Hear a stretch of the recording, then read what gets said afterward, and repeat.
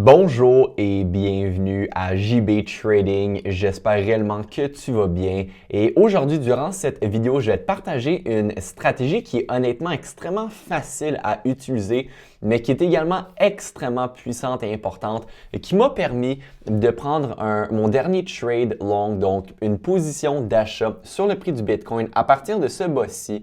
Tu peux voir ici mon prix d'entrée de 88 113 et c'est une stratégie qui se répète très régulièrement. Alors, ça va être extrêmement important que tu puisses vraiment l'apprendre. Selon moi, ça va réellement t'aider avec ton trading. Je vais y aller étape par étape exactement.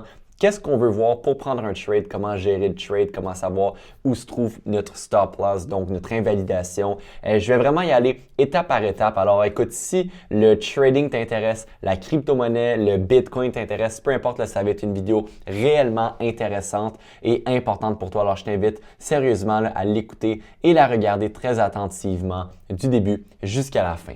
Je te rappelle ici rapidement avant de commencer notre avis très important de non-responsabilité.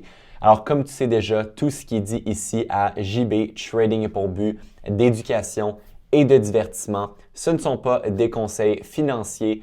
Et une fois que tu vas avoir accepté cet avis, on va pouvoir continuer avec la vidéo d'aujourd'hui. Alors, je me répète, mais tu peux voir ici mon prix d'entrée de 88 113. Et donc, comment est-ce que j'ai fait pour prendre cette position-là? Et il y a différentes étapes à cette stratégie et on va donc y aller justement là, étape par étape. Qu'est-ce qu'on veut voir en général? Ça va être un niveau important. Alors ça, c'est sûr et certain. Que ce soit un niveau de support ou un niveau de résistance pour savoir où acheter ou vendre, on n'a pas le choix d'être capable d'aller identifier ces niveaux-là. Il va y avoir différentes manières de pouvoir identifier ces niveaux, que ce soit des niveaux Fibonacci comme je t'ai partagé dans cet exemple-là, que ce soit un niveau horizontal, un niveau de volume, un niveau de liquidité. Donc vraiment, peu importe, on va avoir besoin quand même de ce niveau-là. Pour cet exemple-ci, on avait le niveau qui était un niveau Fibonacci. Alors, c'était celui-ci. Tu peux voir les deux lignes qui est le 618 et le 65 juste en haut ici, qui est un niveau Fibonacci, donc notre Golden Pocket, si on est plus précis, de notre Fib Retracement. Alors, l'outil exact, c'est celui-ci, le Fib Retracement.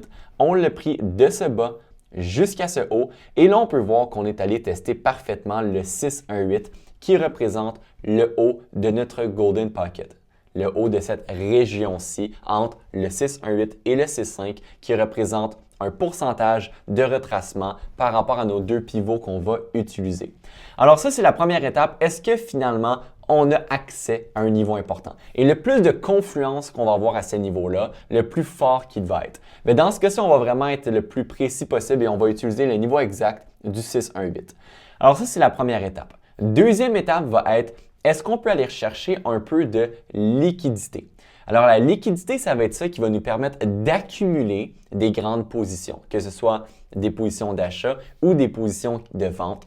Ça peut être difficile, pas pour monsieur, madame, tout le monde, mais pour quelqu'un qui a un peu plus de capital, d'être capable d'aller bâtir une position de, par exemple, plusieurs dizaines de millions, plusieurs centaines de millions, n'importe où sur le graphique du Bitcoin. Si on rentre, par exemple, market orders avec une position de 25 millions, ça peut avoir un certain impact, ça peut être un peu plus difficile. Mais si on peut utiliser la liquidité qu'on nous donne, que les marchés nous donnent, ça va être beaucoup plus facile d'avoir accès à ce genre de volume-là. Et c'est extrêmement rare qu'on va former un pivot important sans avoir accès à cette liquidité-là.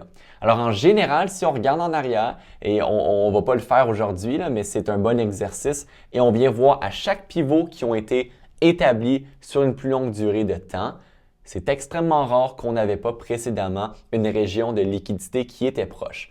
Et localement, pour ce genre de stratégie-là, on va vouloir justement avoir accès à cette liquidité. Et la meilleure manière d'aller identifier ces niveaux-là, ça va être en haut ou en dessous de certains bas importants, où est-ce qu'on sait qu'on va avoir énormément de stop loss.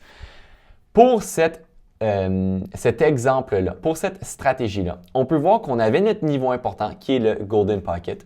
Le prix descend et on vient devancer de peu notre niveau d'intérêt. Alors à ce moment-là, on le devance et on ne l'atteint pas. Alors on peut se dire, on peut planifier notre plan, planifier notre trade et se dire, on a maintenant atteint la région, mais on n'a pas encore touché officiellement mon niveau qui m'intéressait. on a créé un pivot qui l'a devancé. Alors à ce moment-là, on va pouvoir utiliser ce pivot-là comme point important de liquidité. Parce qu'on va savoir que tous ceux qui ont acheté un peu trop tôt vont maintenant avoir mis leur stop loss juste en dessous. Et on sait donc que si le prix chute et vient atteindre officiellement mon niveau important, qui va être, je me répète, mais le Golden Pocket, en même temps, on va être capable d'aller rechercher toute la liquidité qu'on avait laissée précédemment ici. Alors là, on a maintenant notre niveau important, on a notre liquidité, et étant donné qu'on a la liquidité, on va avoir notre raison immédiate de prendre le trade, qui est vraiment la troisième étape. Et cette étape-là, c'est une des plus importantes parce que ça va nous permettre d'avoir ce qu'on appelle un entry trigger, qui est donc une raison de prendre le trade, mais qui va également nous permettre d'avoir une invalidation qui est extrêmement petite. Si le prix avait finalement rechuté, brisé le niveau, avait atteint notre Golden Pocket, mais n'avait eu aucune réaction, est-ce qu'on aurait pris la position d'achat?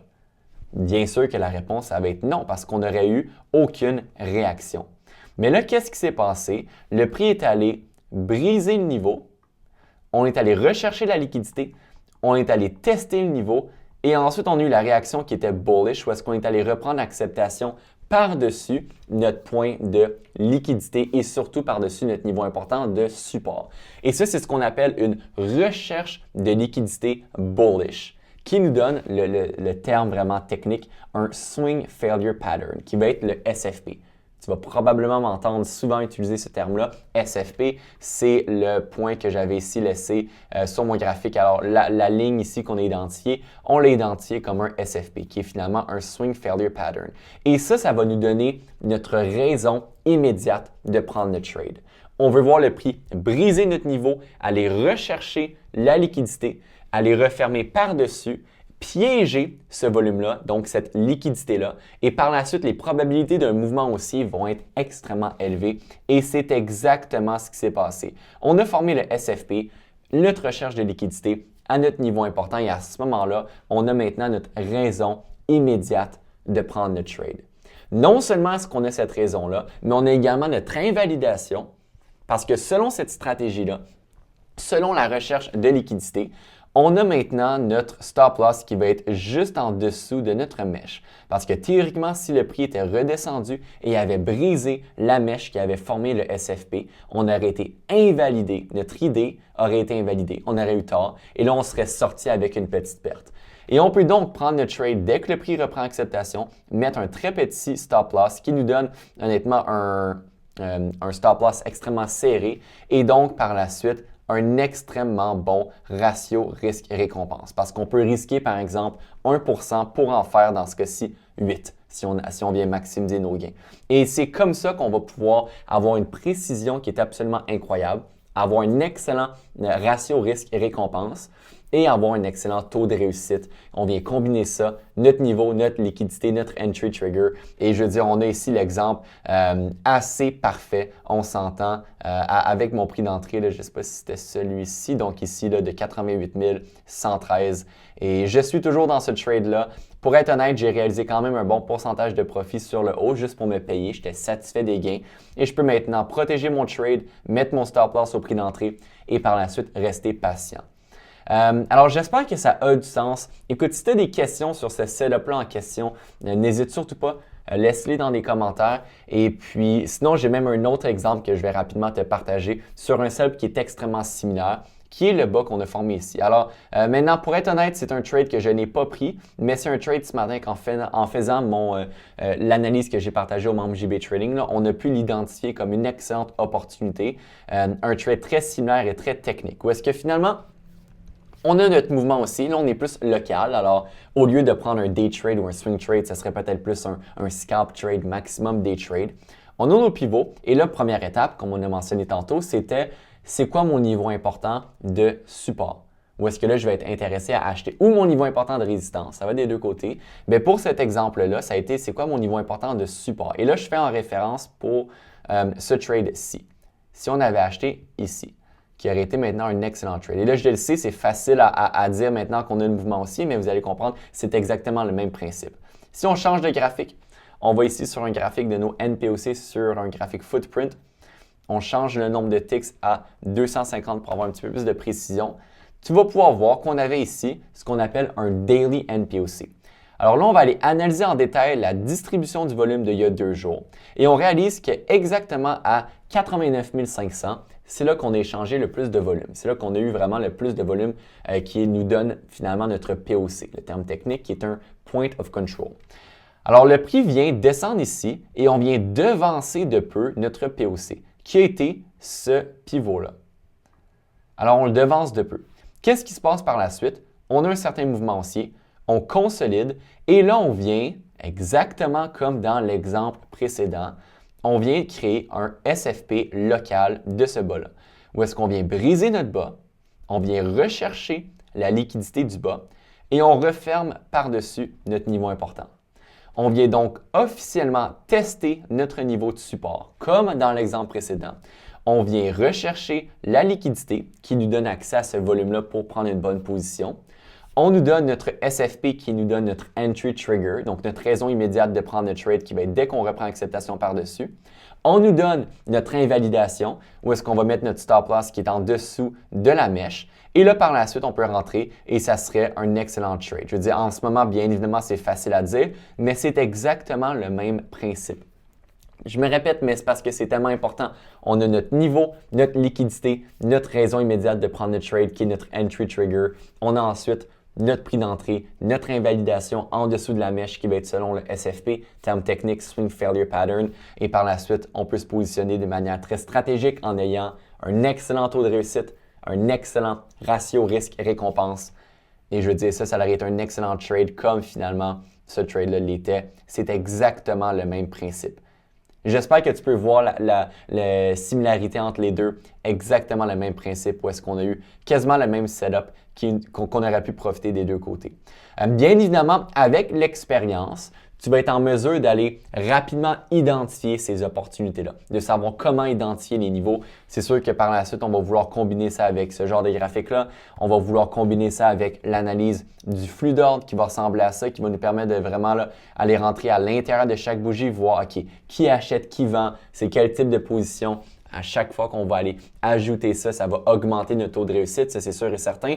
Mais à la base, honnêtement, là, c'est vraiment aussi simple que ça, cette stratégie. Et ces opportunités-là arrivent presque à tous les jours, que ce soit sur le Bitcoin, sur les altcoins ou même sur les autres marchés financiers. Je t'invite à commencer à regarder un petit peu là, ces opportunités-là. Tu vas les voir apparaître régulièrement. Et puis, on est ici un exemple parfait de ce dernier trade que j'ai pris.